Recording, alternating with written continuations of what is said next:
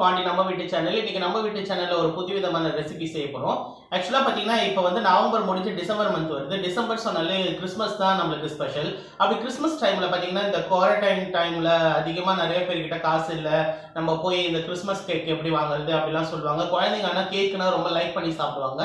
இந்த மாதிரி டைம்ல நம்ம வீட்டில் குழந்தைங்களுக்காக வாங்கக்கூடிய பிஸ்கெட்ஸ் சில சமயத்தில் பார்த்தீங்கன்னா ரெண்டு பிஸ்கெட் வாங்கிட்டு அந்த பாக்கெட்டில் ஒரு 3-4 அப்படி மீந்து போயிடும். அது கொஞ்ச நாளுக்கு அப்புறம் பார்த்தீங்கன்னா ஒரு மாதிரி நமுத்து போன மாதிரி ஆயிரும். அந்த மாதிரி பிஸ்கெட்டை நம்ம வேஸ்ட்டாக தூக்கி போடாமல் அதை வந்து எப்படி பிஸ்கெட் கேக் செய்யலாம்னு பார்க்கலாம் வாங்க. இந்த மாதிரி உங்கள் வீட்டில் பிஸ்கெட்ஸ் நிறையா இருந்துச்சுன்னா எல்லா பிஸ்கெட்ஸும் எடுத்துங்க. இந்த பிஸ்கெட் தான் இருக்கணும், இந்த பிஸ்கெட் தான் இருக்கணும்னு நான் ஒன்றும் சொல்லலை. ஆக்சுவலாக வந்து நம்ம சாக்லேட் கேக் மாதிரி செய்யறதுனால என்கிட்ட கொஞ்சம் ஓரியோ பிஸ்கெட்டும் இருக்குது, பர்பன் பிஸ்கெட்டும் இருக்குது, good day and Mary biscuit, இந்த மாதிரி பிஸ்கெட்ஸ் எது இருக்குதோ அந்த பிஸ்கெட்ஸ் எல்லாம் ஒரு கப் அளவுக்கு எடுத்துங்க. உங்களுக்கு தேவைக்கான அளவுக்கு 1 கிளாஸ் மில்க் எடுத்துங்க. ஆக்சுவலாக இது வந்து நம்மளோட அதை கலக்க போது தான் நம்மளுக்கு தெரியும் எந்த அளவுக்கு நம்மளுக்கு வந்து மில்க் தேவைப்படுதுன்னு சொல்லிட்டு. நெக்ஸ்ட் பார்த்தீங்கன்னா இதெல்லாமே ஆப்ஷனல் தாங்க. உங்களுக்கு பட்டர் தான் வேணும் அப்படின்னு நான் சொல்ல மாட்டேன். நம்மளுக்கு அந்த கேக் ஒட்டாமல் வரதுக்காக நான் பட்டர் யூஸ் பண்ணுறேன். நீங்கள் என்ன ஆயில் கூட யூஸ் பண்ணலாம். நெக்ஸ்ட் உங்ககிட்ட இருக்கிற என்ன ட்ரை நட்ஸ் இருந்தாலும் இது ஒரு டெக்கரேஷனுக்கு மட்டும் தான் நான் ஆப்ஷனலாக எடுத்துக்கிறேன். நெக்ஸ்ட்டு உங்களுக்கு கிட்ட பேக்கிங் சோடா இருந்தால் பேக்கிங் சோடா எடுத்துங்க. அப்படி இல்லைன்னா நான் நெக்ஸ்ட் ஆப்ஷனில் சொல்கிறேன். நெக்ஸ்ட் வந்து சுகர். இந்த சுகர் வந்து ஏற்கனவே பிஸ்கெட்டில் கொஞ்சம் ஸ்வீட் இருக்குது. அது இல்லாமல் உங்களுக்கு எக்ஸ்ட்ராவாக கொஞ்சம் ஸ்வீட் வேணும்னா கொஞ்சமாக சுகர் ஆட் பண்ணிக்கலாம். இவ்வளோ சுகர் ஆட் பண்ணணும்னு அவசியம் கிடையாது. உங்ககிட்ட பேக்கிங் சோடா இல்லாத காரணத்தினால நீங்கள் என்ன யூஸ் பண்ணலான்னா நம்ம வீட்டில் வச்சுருக்கிற இந்த ஈனோ பவுடர் யூஸ் பண்ணி தான் நம்ம செய்யலாம். என்னங்க பால் யூஸ் பண்ணுறோம், ஈனோ யூஸ் பண்ணால் ஏதாவது புளிச்சிருமா இல்லை நம்மளுக்கு கெடுதல் வருமா? அதெல்லாம் எதுவுமே இல்லைங்க. இந்த பேக்கிங் சோடா யூஸ் பண்ணுறோம்ல அதில் இருக்கிற அதே இது தான் வந்து இந்த ஈனோவிலையும் இருக்குது. ஈனோ யூஸ் பண்ணி நிறைய பேர் கேக் செய்கிறாங்க, எந்த பாதிப்பும் இல்லை. ஏற்கனவே நான் செஞ்சு யூஸ் பண்ணிக்கிறேன். அது மட்டும் இல்லாமல் கேக் ரொம்ப சாஃப்டாகவும் வரும் நம்ம ஈனோ பவுடர் யூஸ் பண்ணனால. அதனால் இன்றைக்கி நான் ஈனோ வச்சு நான் சொல்லி கொடுக்க போகிறேன். இப்போ நம்ம என்ன பண்ண போகிறோம்னா இந்த பிஸ்கெட்ஸ் எல்லாம் எடுத்து மிக்ஸியில் போட்டு நல்லா ஒரு ஃபைன் பவுடராக அரைச்சிக்க போகிறோம். இந்த மாதிரி மிக்ஸி ஜாரில் நம்ம என்ன பண்ணுவோம்னா இந்த பிஸ்கெட்ஸ் இந்த மாதிரி ஒரு பாதியாக அப்படி உடச்சி போட்டுக்கிட்டிங்கன்னா உங்களுக்கு ஈஸியாக பவுடர் ஆயிரும் பாருங்கள். இந்த மாதிரி இருக்கிற பிஸ்கெட்ஸ் எல்லாமே இந்த மாதிரி நம்ம போட்டுக்கலாம். அதே மாதிரி குழந்தைங்க ஆக்சுவலாக இதை லைக் பண்ணி சாப்பிடுவாங்க. பிஸ்கெட் கேக் அது எப்படி இருக்கும்னு தெரியலையே அப்படின்னு நினைக்கிறவங்களுக்கு இது ஒரு புதுவிதமான ஒரு டேஸ்ட்டாக நம்மளுக்கு வந்து பிஸ்கெட்டை நம்ம வீணாக ஆக்காமல் இது வந்து ஒரு நல்ல ஒரு விஷயமாக நம்ம செய்ய போகிறோம். வாங்க இது எல்லாமே இப்போ அரைச்சி எடுத்துக்கலாம். இப்போ பார்த்தீங்கன்னா நம்ம பிஸ்கெட்ஸ் எல்லாம் மிக்ஸில் போட்டு இந்த மாதிரி நல்லா ஒரு ஃபைன் பவுடராக நம்ம அரைச்சிக்கிட்டோம்.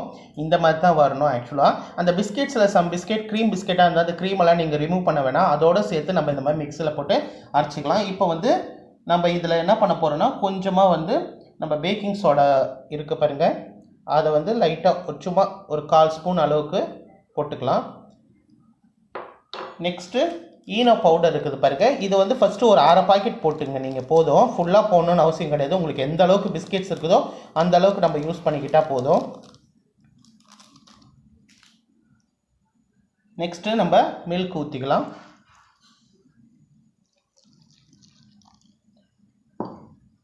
கொஞ்சமாக இதில் சுகர் ஆட் பண்ணிக்கலாம். உங்களுக்கு தேவைக்கான அளவுக்கு இனிப்பு நீங்கள் சேர்த்துங்க. இப்போ இதெல்லாம் நல்லா நம்ம இந்த மாதிரி கலக்கி விட வேண்டியது தான்.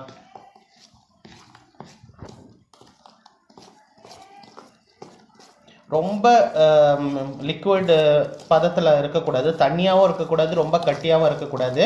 ஓரளவுக்கு கரெக்டான பொசிஷன் வர அளவுக்கு நல்லா கிளறி விட்டுங்க இந்த மாதிரி. இப்போ பார்த்தீங்கன்னா இந்த பதத்தில் வந்துச்சுன்னா போதும் உங்களுக்கு. இந்த மாதிரி நல்லா மிக்ஸ் பண்ணிக்கோங்க. வாங்க இதை நம்ம தனியாக ஒரு பவுலில் ஊற்றி வச்சுக்கலாம். இப்போ கேக் ஊற்றி வைக்கிறதுக்கான இந்த மாதிரி ஒரு கேக் பேன் பாத்திரம் மாதிரி இருந்துச்சுன்னா அதில் ஃபுல்லாக பட்டர் அப்ளை பண்ணிக்கோங்க. பட்டர் இல்லைன்னா நீங்கள் ஆயில் யூஸ் பண்ணிக்கோங்க. இந்த ஆயில் யூஸ் பண்ணதுக்கப்புறம் இப்போ பார்த்தீங்கன்னா நம்ம பட்டர் அப்ளை பண்ணிவிட்டு கொஞ்சமாக மைதா மாவு இருந்துச்சுன்னா அதை இந்த மாதிரி போட்டு வச்சிங்கன்னா உங்களுக்கு கேக் ஒட்டாமல் நல்லதாக வரும். இப்படி நீங்கள் போட்டுட்டு கையால் எதுவும் ஸ்ப்ரெட் பண்ணாதீங்க. இப்படி ஜஸ்ட்டு இப்படி கொட்டிட்டாலே உங்களுக்கு அதில் எக்ஸஸாக இருக்கிற பவுடர் எல்லாம் வெளியே ரிமூவ் ஆயிரும். இப்போ நம்ம என்ன பண்ணலாம்னா இங்கே மிக்ஸ் பண்ணி வச்சுருக்கிறோம் பாருங்கள், இது எல்லாத்தையும் என்ன பண்ண போகிறோன்னா இதோட அப்படியே ஆட் பண்ண போகிறோம். இப்போ பார்த்தீங்கன்னா நம்ம ஸ்டவ் ஆன் பண்ணி இந்த மாதிரி ஒரு பேன் கடாய் ஏதாவது இது இப்படி வச்சுருங்க. வச்சுட்டு நம்ம என்ன பண்ண போகிறோமோ அதுக்கு ஹீட் அப்படியே நம்ம வந்து தண்ணி வைக்க போகிறது கிடையாது, மணல் வைக்க போகிறது கிடையாது. இந்த மாதிரி ஒரு ஸ்டாண்ட் வச்சிங்க. ஆக்சுவலாக ஹோல்ஸாக இருக்கிறது ஸ்டாண்ட் வச்சிங்கன்னா உங்களுக்கு ஈஸியாக நல்லா கேக் சாஃப்டாக வரும். இப்படி வச்சுட்டு நம்ம என்ன பண்ண போகிறோம்னா கொஞ்சமாக இதுக்கு இந்த கேக்குக்கு இப்படியே வச்சு இப்படி தட்டி விடுங்க. அப்போ அந்த பபிள்ஸ்லாம் வராது. கொஞ்சம் டிசைன்ஸ் பண்ணுறதுக்காக நான் என்ன பண்ண போகிறேன்னா இந்த மாதிரி நட்ஸ்லாம் இருந்துச்சுன்னா உங்களுக்கு கொஞ்சம் டிசைன்ஸுக்காக போட்டுங்க. ரொம்ப அழகாக இருக்கும் பார்க்கறதுக்கு. இந்த மாதிரி போட்டுங்க.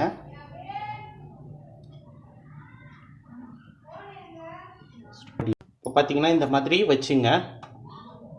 வச்சுட்டு அது இப்படி போட்டு மூடி போட்டு லோ ஃப்ளேமில் வச்சுருங்க. ஹீட்டு ரொம்ப கம்மியாக ஒரு 40 நிமிஷத்துக்கு அளவுக்கு அது நல்லா வேகட்டும். இப்போ வாங்க ஒரு 45 மினிட்ஸ் ஆயிடுச்சு. இப்போ நம்ம ஓப்பன் பண்ணி பார்க்கலாம். வாவ், சூப்பராக வெந்த மாதிரி இருக்குதுங்க. இதை நம்ம வெந்துருச்சா வேகலையான்னு பார்க்குறதுக்கு என்ன பண்ணலான்னா இந்த மாதிரி நைஃப் எடுத்து இந்த நைஃபை வச்சு இதில் உள்ளே விட்டு பார்ப்போம். இது மாவு மாதிரி இருந்துச்சுன்னா இதில் ஒட்டிக்கிட்டு வரும். இப்போ பாருங்கள், இது நல்லா வெந்துருச்சு. நீங்கள் ஆக்சுவலாக ஸ்டாண்ட் இல்லைன்னா கூட பரவாயில்ல, இந்த மாதிரி அப்படியே டேரெக்டாக கூட நீங்கள் வச்சிடலாம். வச்சுட்டிங்கன்னா இன்னும் ஈஸியாக சீக்கிரமாக குக் ஆயிரும். இப்போ இதை எடுத்து நம்ம டெக்கரேஷன் பண்ணி கொஞ்ச நேரம் ஆற வச்சுட்டு இதை சுற்றி கட் பண்ணி எடுத்து வச்சுக்கலாம். இப்போ பாருங்கள், பிஸ்கெட் கேக்கு ரெடி. எவ்வளோ அழகாக சாஃப்டாக வந்துக்குது பாருங்கள். தொட்டு பார்க்கும்போதே தெரிந்து பாருங்கள். இந்த மாதிரி உங்கள் கிட்டே இருக்கிறத வச்சு நீங்கள் டெக்கரேஷன் பண்ணலாம். நட்ஸ் இருக்கட்டும், இல்லைனா வந்து பார் சாக்லேட் இருந்தால் கூட அதை சாப் பண்ணி இந்த மாதிரி ஜாம் வச்சு நீங்கள் டெக்கரேஷன் பண்ணலாம். உங்கள் குழந்தைங்களும் விரும்பி சாப்பிடுவாங்க. இப்போ இதை நம்ம கட் பண்ணி பார்க்கலாமா? பாருங்கள் எவ்வளோ சாஃப்டாக வருது பாருங்கள். கேக் எவ்வளோ சாஃப்டாக இருக்குது பாருங்கள். எவ்வளோ பஞ்சு மாதிரி சூப்பராக அழகாக இருக்குது பாருங்கள். இதை டேஸ்ட் பண்ணி பார்க்கலாமா?